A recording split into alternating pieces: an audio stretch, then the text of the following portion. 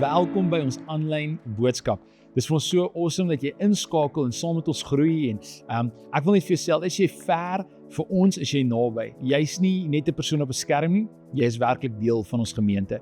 En ek wil graag net 'n getuienis of twee met jou deel met 'n paar mense wat die laaste ruk wat ons met te doen het, wat deel is van ons aanlyn gemeenskap en van hulle kyk nou vandag hierdie boodskap. Ek het die voorreg gehad om 'n boodskap te kry van iemand wat in Witbank sit en hulle kind wil toewy en al die pad van Witbank af Klerksdorp toe gery het om hulle seentjie te kan kom toewy en hulle is deel van ons aanlyn gemeenskap. So as dit iets is wat jy in jou hart het, asseblief reik na ons toe uit. Dit sal vir ons so groot voorreg wees om dit saam met jou te kan doen.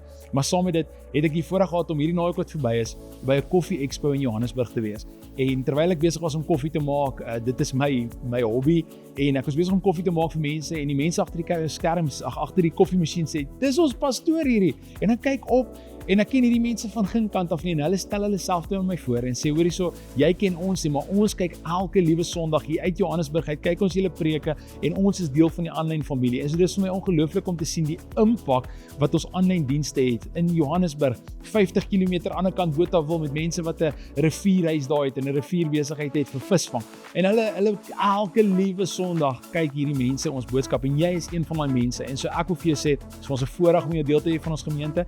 En as daar enigiets is wat jy gebed voor nodig het of enigiets wat jy meer van wil weet, stuur vir ons 'n boodskap en ons sal na jou toe terugkom, want jy is vir ons belangrik.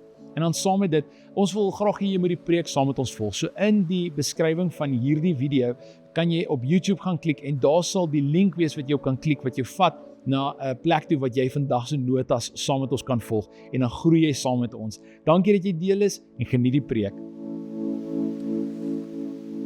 Dankie Marius, toe ek hom ontmoet het was sy naam Bees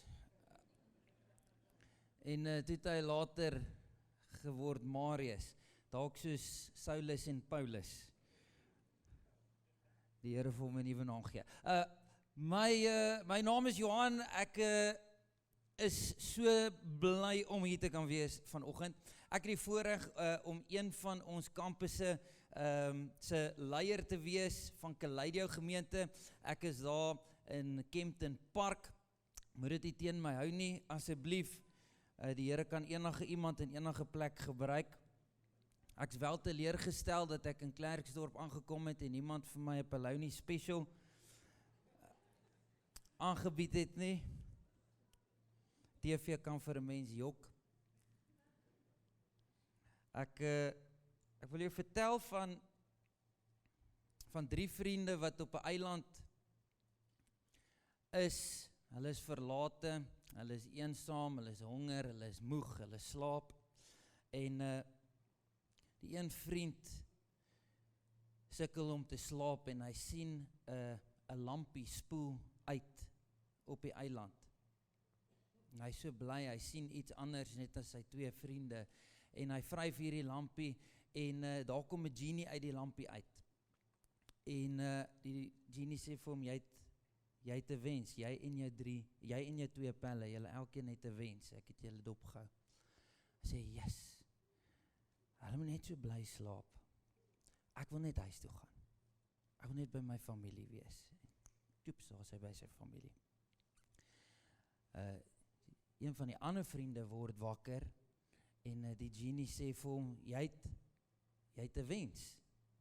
En hy sê, ek sal daarvan hou as ek en my hele gesin op Santorini kan wees met onbeperkte hulpbronne. En daar die res van ons lewe gelukkig en veilig kan leef. Koeps, daar is hy weg. Die ander vriend slaap tot lekker so 6:30 die oggend, die son begin hom al so bietjie bak en weet hy kyk so rond en hy's bietjie de mekaar en hy's so angstig dat sy pelle is weg. Hy's nou alleen hier en die genie sê vir hom, moenie bang wees nie, jy het 'n wens. En hy sê, ek wens nie dat my 2 pelle weer terug kan kom.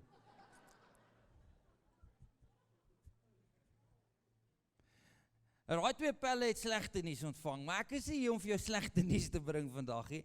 Ek is hier vandag om vir jou goeie nuus te bring. Daai goeie nuus is dat God ken jou. Hy weet van jou. Hy weet wie jy is. Hy weet waarheen jy op pad is. En ek het 'n woord vir jou vandag En ek glo dat hierdie woord vir jou nie net goeie nuus gaan wees nie, maar dat dit jou gaan beweeg. Jakobus leer ons dat ons nie net hoorders van die woord moet wees nie, maar daders van die woord moet wees. En voordat ek begin, wil ek vra dat jy jou oë sluit, en dan gaan ons net saam bid, en die Here vra, Vader, asseblief kom breek hierdie woord oop vir ons vandag, sodat elkeen van ons dit nie net hoor vandag nie.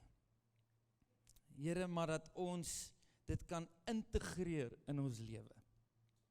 Dat ons nie die woord isoleer van ons lewe af en daar een kant sit nie, maar integreer. Here, sodat ons kan doen wat u woord ons na toe nooi. In Jesus naam. Amen. Jesus is, nadat hy gesterf het, aan die kruis opgestaan het uit die dood, en die nuwe koninkryk gevestig is hy nie net 'n herinnering van 'n goeie leier, en 'n goeie voorbeeld van hoe om te leef nie. Hy is ook die koning van die koninkryk, waarvan ons nou deel is. En hierdie koninkryk het 'n stel beginsels, wat die woord ons leer.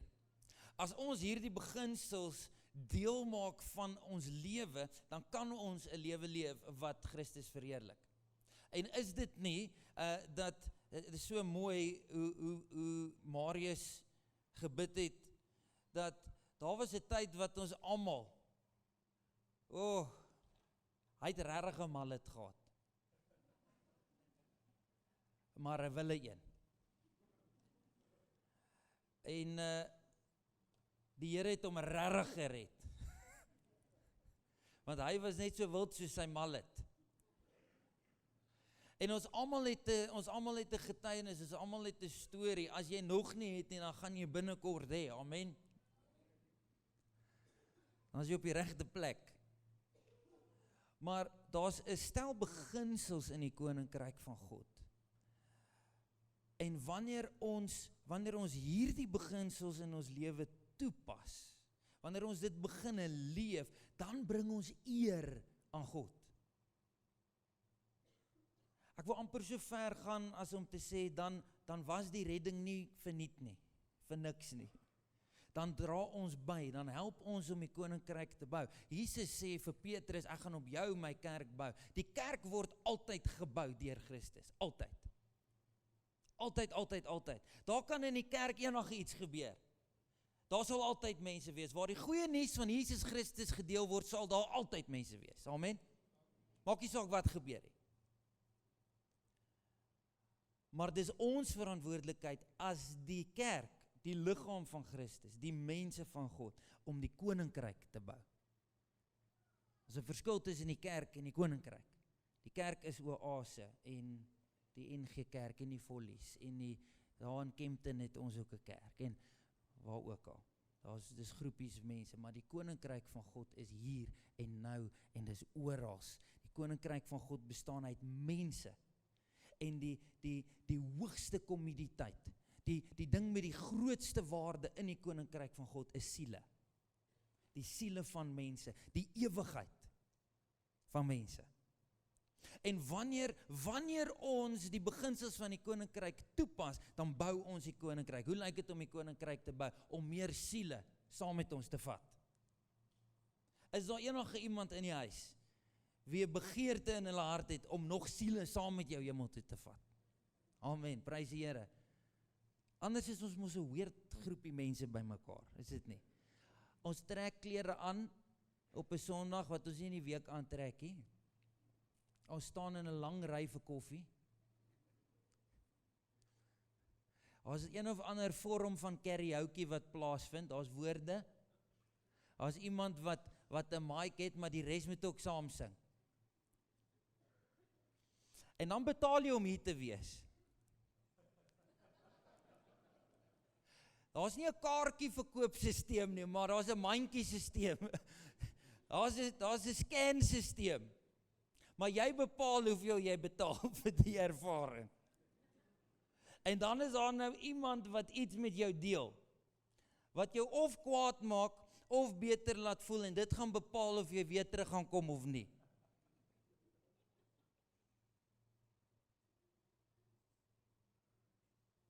Dis snaaks, dat sonder Christus in die middelpunt van wat ons doen, maak dit net nie sin nie. Is dit nie so nie? Dis vreemd, as ek dit nou so verduidelik, kan jy dink, haai, wat doen ons? Hierdie kerk is oulik, hy tot 'n losie. Hierdie is die mense met seisoenkaartjies.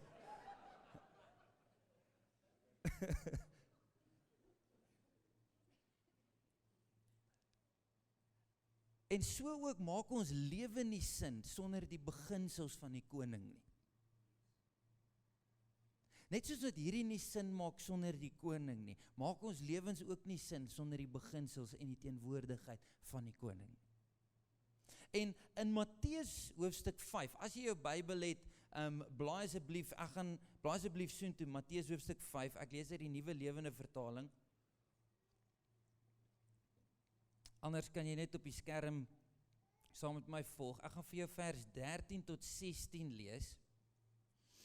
Jesus noem twee goed wat op hulle eie baie onsamehangend is, wat nie regtig veel betekenis dra nie, maar in dit is twee ongelooflike sterk en baie belangrike koninkryksbeginsels gegrond en gewortel vir ons. En wanneer ons dit deel maak van die manier hoe ons leef, van die manier hoe ons in die liggaam van Christus funksioneer, dan sal ons lewens gebruik word om siele in die koninkryk in te kry, en die koninkryk te bou. Amen. Is dit 'n begeerte van jou? Nou kom ons hoor wat sê die woord. Julle is die sout wat die aarde 'n beter plek moet maak. Nou kom ons stop net gou daar. Het enige iemand se ouma al hoender gemaak sonder sout? My ouma Grootjie, ons het haar ouma Plaas genoem, sy was in die huisgenoot, op die huisgenoot se voorblad eintlik. Sy het 98 jaar oud geword en nog steeds die vaaljapie in die lande gery. Dit is 'n tipe trekkertjie. Sy het haar wasgoed op die rivier se klip gewas. Nou ons het haar probeer verduidelik wat oumou is, maar sy wou dit nie weet nie. En ouma Plaas het die vermoë gehad om die witste, ongeurigste, onsmaaklikste kookhoender te maak.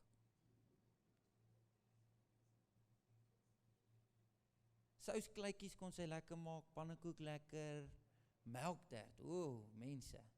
Maar hoender? Jy kan sien die hoender is gaar, maar dit voel asof jy hom weer terug in die gladrap wil sit.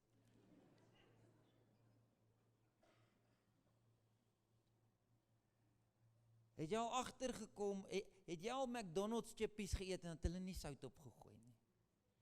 Dit is akelig, het proe bietjie soos 'n skoenveter.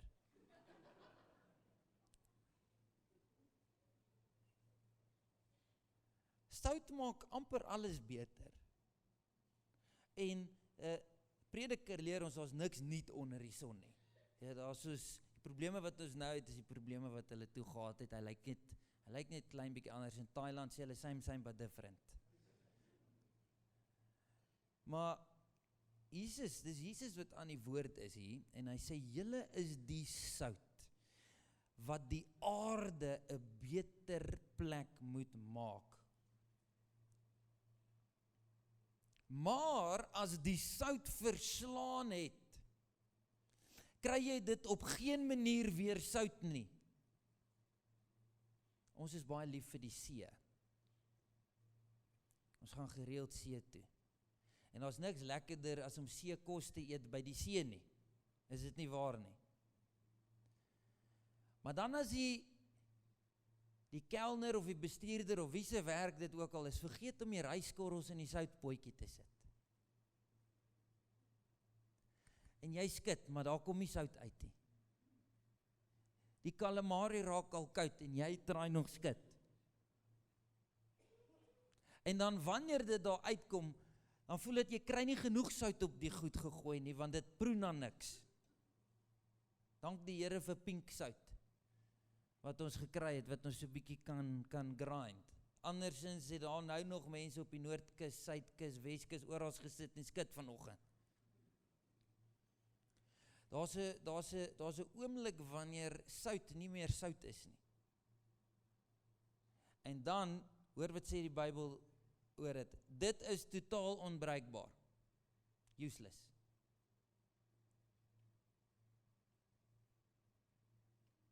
Al waarvoor dit goed is om buite op die straat uit te gooi en deur die mense plat getrap te word. Nou, Jesus gebruik hierdie spesifieke voorbeeld. Ons gaan nou net oor haar lees, ons gaan later oor die tweede voorbeeld lees, wat hy noem. Niks met sout uit te waai nie. As jy gewonder het, hy gaan nie oor peper praat nie.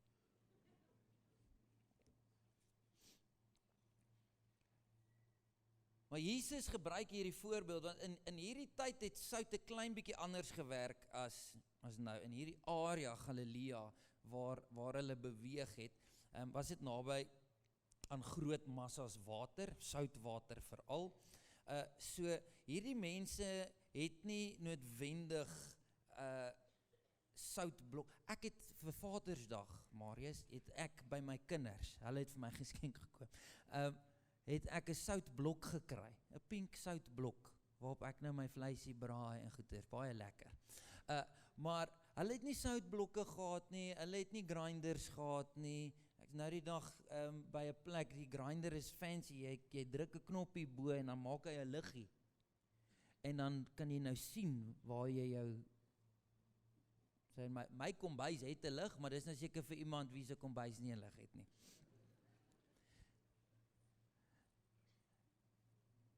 En dit het baie anders gewerk. Wat hulle sou doen is, hulle sou sout gebruik het vir 3 hoofredes. Die een rede waarvoor hulle sout sou gebruik het, is om dit wat goed en vars is en belangrik is, te preserveer. So om dit te behou, om dit vars te hou, sonder dat dit vrot. So hulle sou of seeplante gevat het, of hulle sou groot stukke kors sout, wat deur 'n proses gegaan het, sou hulle nou die vleis mee pak. Hulle het nie 'n yskas of 'n vrieskas of 'n koelkamer of wat ook al gehad. Hulle moes dit vars hou met sout. So hulle het sout gebruik om hulle groente, hulle vleis, dit wat hulle nie wil hê moet bederf nie, met ander woorde wat moet vrot word nie, moet afgaan nie, het hulle bewaar met sout. So hulle sou seeplante vat en dit om die goed bind. Maar mettertyd, soos wat daai plant uitdroog, dan het hy sy soutigheid, sy vermoë om te preserveer, verloor. En dan is hy useless. So dan haal hulle hom af, van die ou skaapboutjie of die snoek of die wat ook al af. En hulle het nie 'n munisipale stelsel gehad. Ek weet baie van ons het ook nog steeds vandag toe nie een wat regtig goed werk nie, maar hulle het nie 'n munisipale stelsel gehad wat op, ek weet nie wanneer kom haal hulle hele asblikke nie, by ons is dit maandag. So maandag kom haal hulle ons asblikke. So hulle het nie dit gehad nie, hulle het ook nie 'n fancy trap en deksokkie gaan oop met 'n swart sakkie. Nou die swart sakkies toutjies. Kan al die mans net halleluja sê vir die swart sakke met toutjies. Prys die Here. Want as ek nog een swart sak moes bind met chutney aan die binnekant van die sak, wat aan my vingers vasplak. Maar in elk geval, dan sal hulle sommer net by die venster hierdie plant uitgooi. Dit is useless. En dan loop die mense verby. Want daar was nie 'n straat gewees en 'n sypaadjie en 'n groot hek met 'n inry na jou huis toe en goed nie. Hulle het sommer net so bymekaar gebly. So, dan gooi hulle dit by die venster uit en dan wat gebeur? Die buurman, buurvrou, die kinders, die hond, die bok, die hoender, almal loop net oor dit.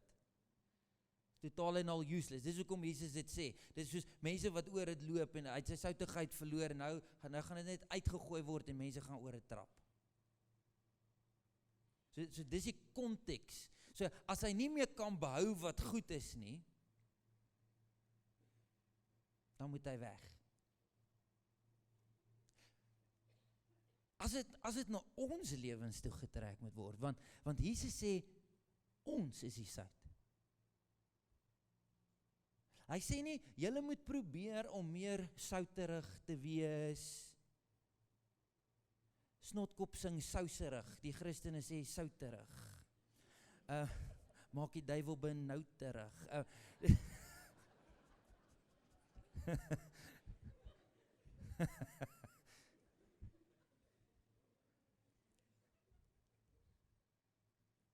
Ek is nog op 'n heiligmakingsproses. Julle met my. Die Here werk met my. En hy sê, jy is die sout, wat hierdie wêreld, die plek waar jy nou is, 'n beter plek moet maak. Met ander woorde, in die koninkryk van God, waarmee is jy besig?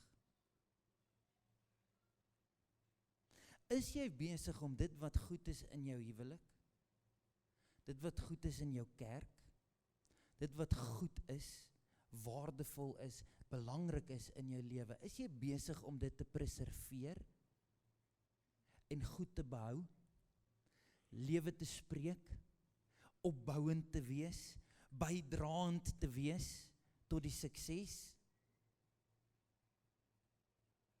Of is jy besig om jou vermoë om dit wat goed is te behou, te begin verloor? Het jy saam begin skinder? Het jy saam begin twyfel? Het jy saam begin moan? Dis 'n groot vraag. En as dit heavy voel, great. Want hierdie is Jesus wat praat. En dis 'n opdrag wat hy vir ons gee. Jy weet, hulle het dan ook sout gebruik as 'n die tweede hoofrede waarvoor hulle sout gebruik het, is as 'n ontsmettingmiddel. Hulle het nie dettel gehad nie. My ma het ook geen dettel geglo nie, sommer staaldruppels stryd. Is daar enige iemand wat staaldruppels ken? Halleluja. Dis die wat vir hulle kinders sê, ag, skit hom net af, is fyn. Dis al die dettel kinders wat sê, nee.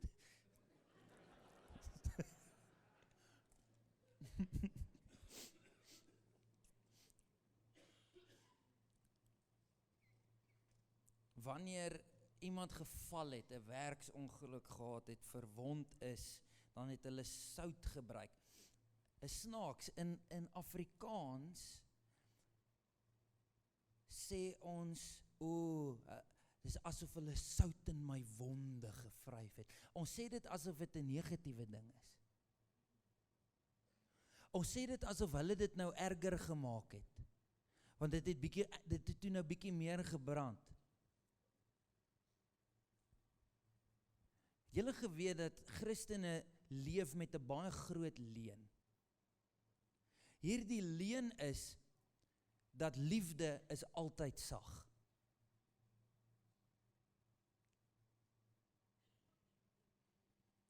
Een ander leuen waarmee ons leef is dat die waarheid maak seer. Dis 'n leuen van die duiwel, want die Bybel wat ek lees sê die waarheid maak vry. Nie seer nie. Ons ego kry soms seer. Ons selfsug vat 'n nok. Ons eie wil kan ons baie keer nie uitvoer nie. Dis nie lekker nie, maar die waarheid maak nie seer nie. Dis 'n leuen van die vyand. Die waarheid maak vry. En die leuen wat ons glo dat liefde altyd sag is, laat ons glo dat ons mag tog net nie die sout naby die wond kry nie. Wanneer ook al daar egbreek gepleeg was, wanneer ook al daar gesteel was, wanneer ook al daar gelieg word, dan moet ons dit net aanvaar. Dis ons werk as Christene. Ons moet dit net aanvaar, want liefde is altyd sag. Dis nie die waarheid nie. Het jy al ooit vir die Here gevra, gebruik my, en dan begin hy eers binne in jou iets verander? Het jy al ooit gebid, Here verander tog net my skoonma? En dan begin jy goed raak lees en gesprekke voer met mense en so, en wat jy agterkom, haai, maar nou word daar van my verwag om te verander. En nooit gedink ek gaan moet verander nie. Sout was altyd gebruik gewees as 'n ontsmettingsmiddel. So om sout in die wonde te sit is nie 'n negatiewe ding nie. Hulle wil hê jy moet beter raak. Hulle wil hê jy moet gesond word. So vir jou om sout te wees, om die wêreld 'n beter plek te maak, moet jy in die lig lewe, moet jy die waarheid bring, al is dit nie lekker vir iemand anders nie, want dit gaan hulle beter maak, dit gaan hulle gesond maak, dit gaan hulle uit die sonde uitbring, dit gaan hulle in die waarheid laat loop. So hoe kan ons dit nie doen nie? Ja, maar ek's bang ek word remove van die WhatsApp groep af.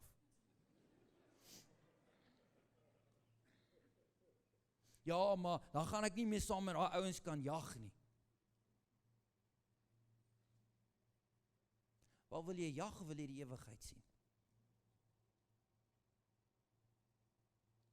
Wil jy op nog 'n groep wees, of wil jy gehoorsaam wees aan die Here? Wil jy guns hê by mense, of guns hê by God? Nou is daar is ook 'n negatiewe kant, want daar's baie mense wat ook op 'n ongesonde manier sit en sê, ek het 'n paar lekker soutjies wat reg is vir wonde. Ek gaan vanmiddag lekker vryf. Asseblief moenie ou bagasie gaan uithaal. Moenie revenge gebruik en dink dit gaan iemand anders genees nie. Maar God soek die beste vir sy mense, om die wêreld 'n beter plek te maak. Wil jy sien dat Klerksdorp 'n beter plek word? Wel, dan moet jy begin om te bewaar, te preserveer wat nog goed is. Want daar's baie dinge wat werk. Daar's baie dinge wat goed is. En ek weet nie of dit 'n sensitiewe topik is of nie, maar ek weet obviously wat plaasgevind het in die gemeente die laaste paar maande. Ons as 'n gemeente self is deur 'n soortgelyke ding. Maar bewaar jy nog wat goed is? Ja, nog gebeur slegte goed. Maar bewaar jy nog, vat jy verantwoordelikheid om te beskerm en te bewaar en voort te bou aan dit wat goed is?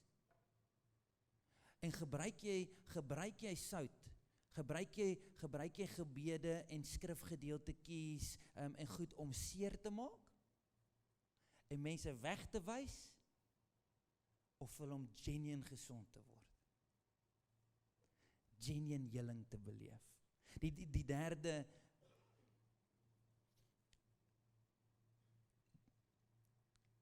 hoofdoel waarvoor hulle sout gebruik het, is natuurlik om geur te gee.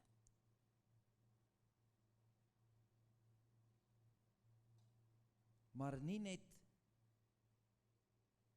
vir lekker op 'n chippie of 'n mielie of vir wat ook al nie. Waarmee boere lê? Mielies, yes. Dis hoekom jy gesê het, ek weet nie wat dit beteken nie, maar dit klink lekker. Gooi mielies. Okay. Great. Yes, popcorn sonder sout. Genade. Jy kan net sowel die cornflakes boks begin eet. Dis dieselfde. Maar meer as om net geur te bring. Weet jy wat doen sout? Enige iemand wat hou van kos maak en goed sal dit weet. Sout verwyder bitterheid.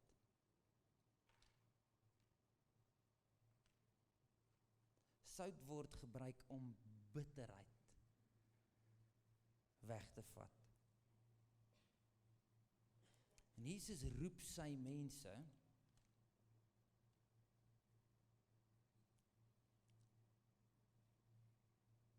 en is eintlik 'n baie groot introspeksie wat moet plaasvind, is hoe souterig is jy nog?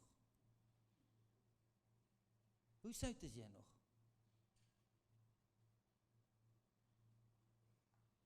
Behou jy nog wat goed is? Bewaar jy nog wat goed is rondom jou, in jou eie lewe, in die kerk waar jy is?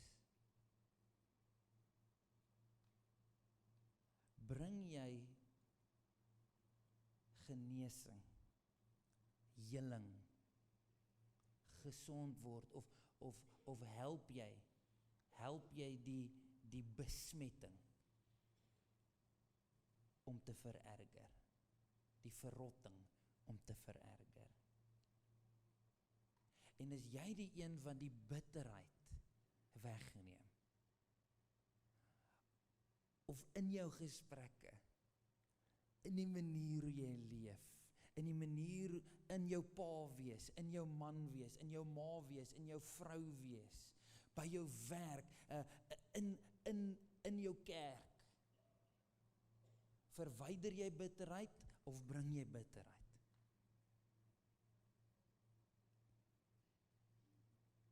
Ons wêreld is gebroke, vol pyn. Ons almal het nou iets waaroor ons kan myn. Definitief, 'n lang lys. Vol woede, vol dinge wat ons harte en siele en gedagtes wil laat vrot. En God se mense se verantwoordelikheid is om op so 'n manier te dien in die liggaam,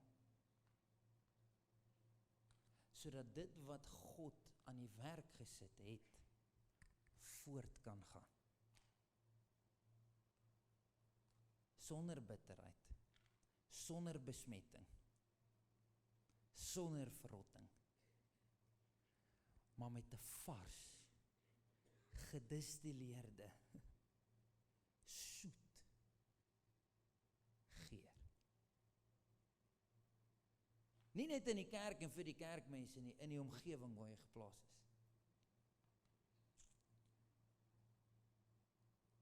So, ons lees dan verder, vers 14 en 15 sê, julle is die lig wat die wêreld moet verlig. Nou praat hy nie oor sout en asyn, sout en peper, dalk 'n geel sout aromat. Hy spring sommer van sout na lig toe, ewe skielik. Nou die enigste ding wat ek by mekaar kan kry is daai ou soutpotjie wat ek nou die dag gebruik het met die knoppie, wat die sout en die liggie op dieselfde plek is. Maar verder as dit kon ek nog nooit sout en lig by mekaar kry nie. Maar in elk geval, Jesus het 'n baie groot plan met wat hy hier teach, en hy sê, julle is die lig wat die wêreld moet verlig. So julle is eers die sout wat die wêreld 'n beter plek moet maak, nou is julle die lig wat die wêreld moet verlig. 'n stad wat bo op 'n berg lê, kan mos nie weggesteek word nie. 'n Mens steek ook nie 'n lamp op en maak dit onder 'n emmer toe nie. Inteendeel, jy sit dit bo op 'n lamp staander, dit maak dit lig vir almal in die huis. Nou, almal in die huis beteken dat ma, pa, boetie, sussie, dalk miskien oom Gert en tannie Sari en wie ook al. Hulle het almal sommer in een huis gebly. Okay? Nou, hulle het nie 'n 3 slaapkamer, 3 badkamer tipe setup gehad nie. Dit was een huis, een vertrek.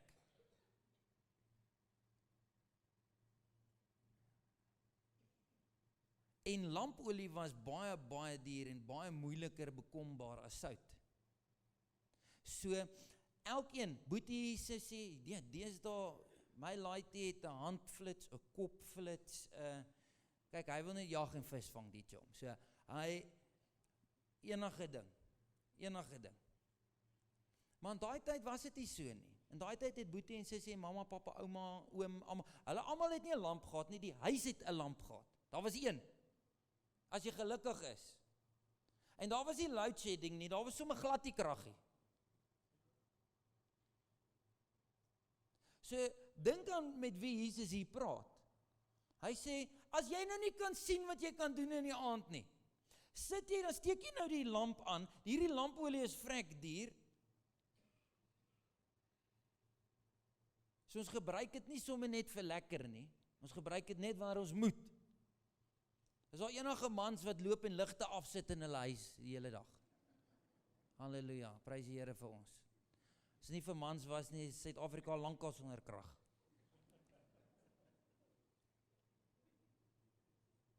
Hulle loop nie net en sit ligte af nie, hulle sit hom net aan wanneer hulle regtig moet. So wanneer jy nou uiteindelik lig het en hom regtig nou moes aansteek, nou sit jy die emmer bo oor op. So ek dink die mense met wie Jesus praat is soos, obviously nie. Dis waartoe gaan jy met hierdie? Hy sê nee, jy sit dit mos nou nie die emmer bo op nie, jy sit hom op 'n lampstander. Nou hierdie is baie interessant. In Openbaring, amper sê ek Revelasie, in Openbaring, hoofstuk 2, dan praat Jesus met die kerk van Efese, en hy sê daai hele ding van, julle het julle eerste liefde vir God en vir mense verlaat, en so aan, maar, hoor wat sê hy, hy sê, as julle nie bely nie, dan gaan ek julle van die lampstander verwyder. Die lampstander is die plek van invloed. Dan gaan ek julle as 'n invloedryke gemeente, julle gaan nie meer invloed hê nie. Die lampstander is vir ons 'n voorbeeld van invloed. Dat jy is met 'n doel geplaas om iets vir die koninkryk te bewerk en te beteken. En die groot ding van die koninkryk van God is mense, en die belangrikste, die hoogste kommoditeit in die koninkryk van God is die siele van die mense. So, jy gaan eerder die lig wat jy moet wees bo op die lampstander, die plek van invloed. 'n stad op 'n berg kan mos nie maklik weggesteek word nie. So met ander woorde, die lig moet skyn, en dan sê hy, jy sit die lamp op die lampstander, sodat almal in die vertrek kan sien. Bedoelend, daar soos oom Gert en tannie Sari in die een hoek, Boetie is daar so in die ander hoek, Sissie is in die ander hoek, en mamma en pappa slaap daar. Maar almal moet nou kan sien, almal moet hulle gowns daarom kan uittrek en ophang, en slippers langs die bed sit, en the works. So, hulle almal moet kan lig hê.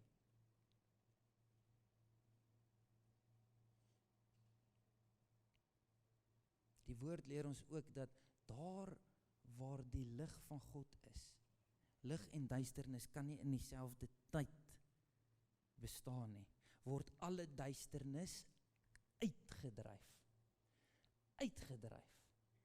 God roep jou om lig te bring in elke area van duisternis, sodat almal saam met jou die lig kan sien, die waarheid kan sien.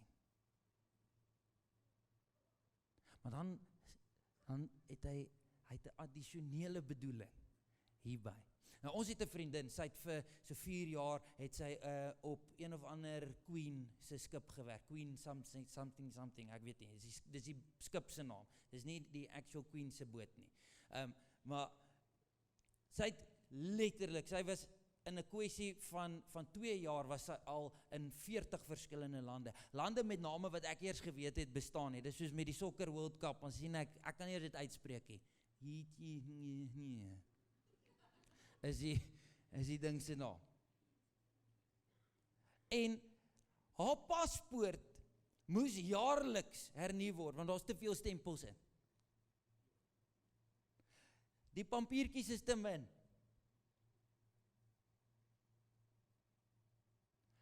Maar weet jy wat? Met al haar visas, met al haar stempeltjies, met al haar toegang na al hierdie verskillende lande, het sy nie toegang tot my familie nie. Sy het nie toegang tot jou werksplek nie. Sy het nie toegang tot jou huwelik nie. So sy kan nie gaan skyn daar nie. Met ander woorde, die lampstaander, die plek van invloed, word in die middel van die vertrek geplaas, dis wat die woord ons leer, in die middel van die vertrek, sodat almal in die vertrek lig kan hê. Met ander woorde, jy kan net skyn waar God jou geplaas het. Ongeag wat jy dink jou invloed is en wat 'n toegang jy tot die wêreld het, jy kan net skyn waar God jou geplaas het. Sodat almal in daai sfeer die waarheid kan sien.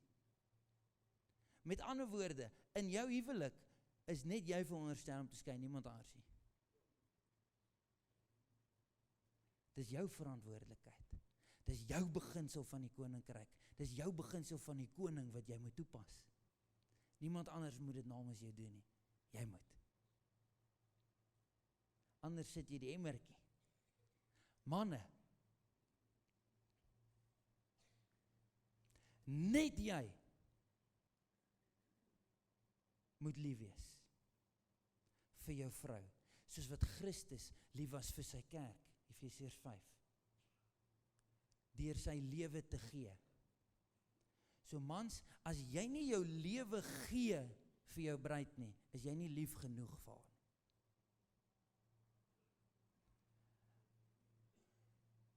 Dan sit jy die emmertjie oor die liggie. Maar vrouens, ek sien nou die dag die mooiste ding. Die ou wat sê, women live a life that's worth dying for.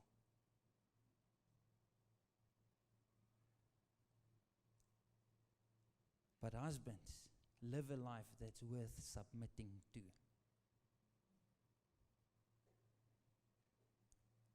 Wat ook al dit is, in jou ouerskap,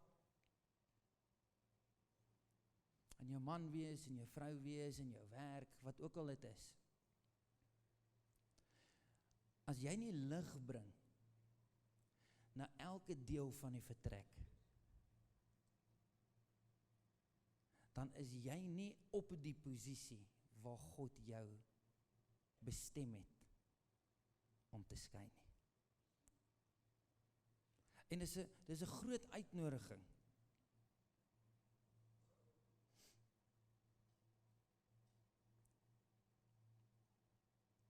Om sout en lig te wees is 'n verantwoordelikheid wat ons nie ligtelik moet opneem nie. Dis 'n verantwoordelikheid wat ons ook nie die enigstes of die eerstes sal wees wat dit dra en opneem nie.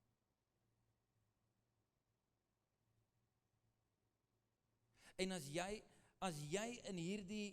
hierdie gemeente as jou huis, as jou tuiste beskou,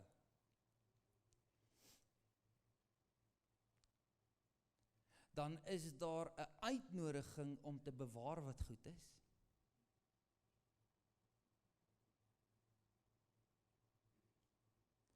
Om die besmetting te stop en te begine ontsmet. En om geur te bring deur die bitterheid te verwyder. En dan om nie net daar te stop nie, maar om verantwoordelikheid te neem.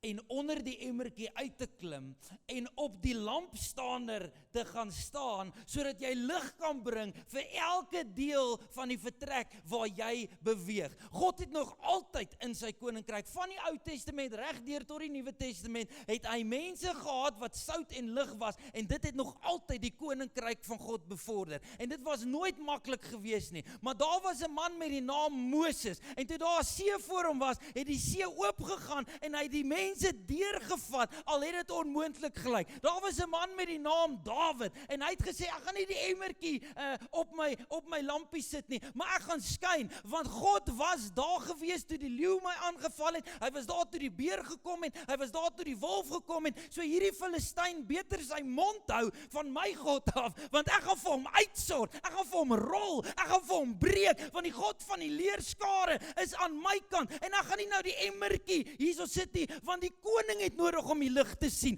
hierdie weermag het nodig om die lig te sien, en ek gaan seker maak dat terwyl ek glo en vol staan aan die woord en die getrouheid van God, sal almal rondom my lig kry. Nog altyd was daar mense.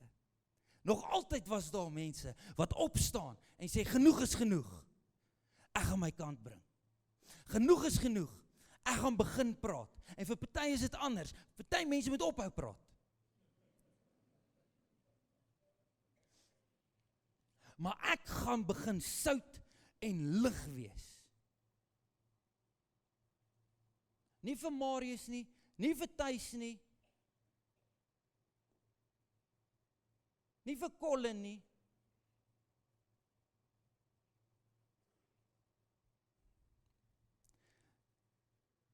Sodat die wêreld 'n beter plek kan wees.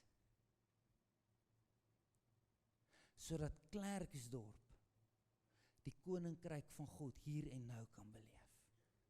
Sodat Oase die koninkryk van God hier en nou kan beleef. Jy het 'n rol. Ek het 'n rol. Ons almal het 'n rol. Klink bietjie soos Oprah. Jy het 'n rol. Jy het 'n rol.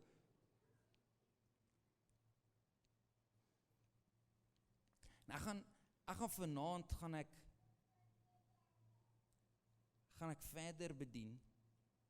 Ek gaan vanaand met jou praat oor honger en dors. Vandag praat ek met jou oor sout en lig. Vanaand praat ek met jou oor honger en dors. Maar ek wil hê dat jy vir 'n oomblik jou oë sal toemaak.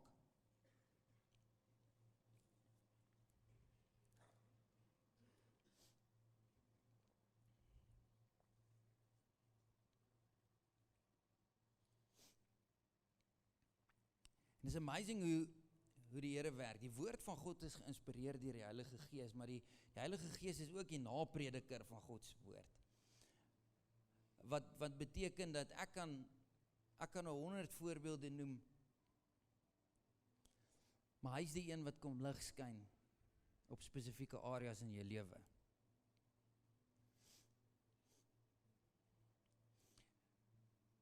En die goed wat deur jou gedagtes hardloop, is nie goed wat jy moet ignoreer en onderdruk nie. Dis uitnodigings. Uitnodigings van groei. Uitnodigings om 'n bydrae te maak.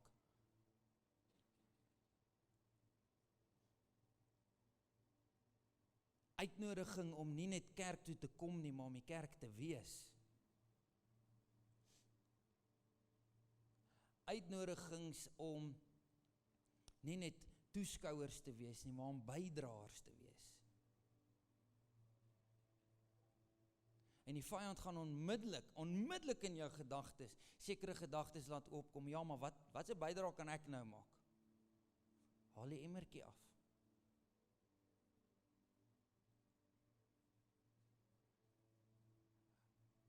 Want die vraag, wat 'n bydrae kan ek maak, het Moses gevra, Dawid het dit gevra, Salomo het dit gevra, koning Saul het dit gevra, Paulus het dit gevra, Petrus het dit gevra. Almal wat nog ooit iets vir God gedoen het op een of ander stadium in hulle lewe gedink, maar wat gaan ek kan doen? Wat gaan dit help?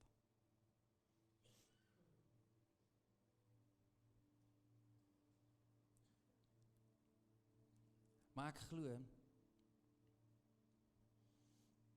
dat wat ook al ons doen, as Jesus nie die middelpunt is nie, dan gaan dit nie sin maak nie en dit gaan baie vreemd lyk.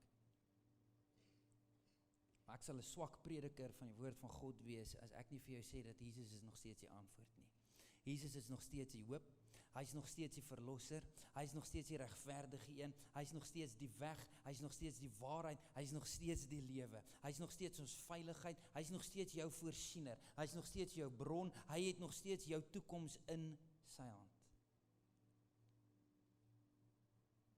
Maar hy is ook die lig binne ons. En wanneer ons die emmer bo oor die lig sit, dan steek ons hom en sy wonderdade weg. Hierdie gaan nie oor ons om gesien te word en ons om iets te doen nie. Hierdie is ons wat die voertuig is van die goeie nuus van Jesus. En ons mag hom nie weerhou van die mense van Klerksdorp nie. Ons mag nie Jesus weghou van Klerksdorp se mense af nie. Jy mag nie Jesus weghou van sy mense af